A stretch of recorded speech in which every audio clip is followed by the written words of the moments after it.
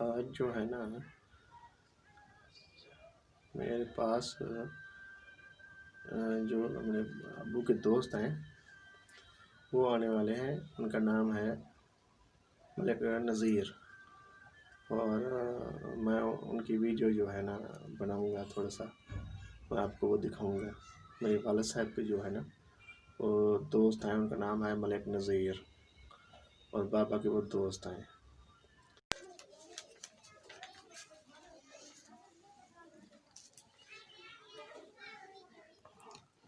ये मेरा चाचा है, चाचा मलिक मलिक हाँ नज़ीर। साहब, ये मेरा चाचा है, मेरे वाले साहब हंजे बैठे। बिल्कुल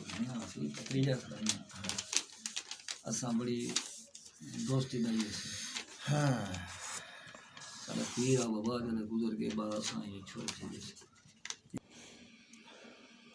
अब मेरे पास ये आए और मैं जो है ना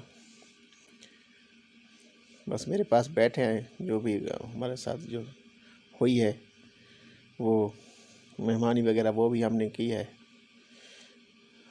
और माशाल्लाह तकरीबन जो है ये मेरे वाले साहब के दोस्त हैं। ये मेरे वाले साहब अबू हैं। ये मेरे उनकी तस्वीर पिक्चर है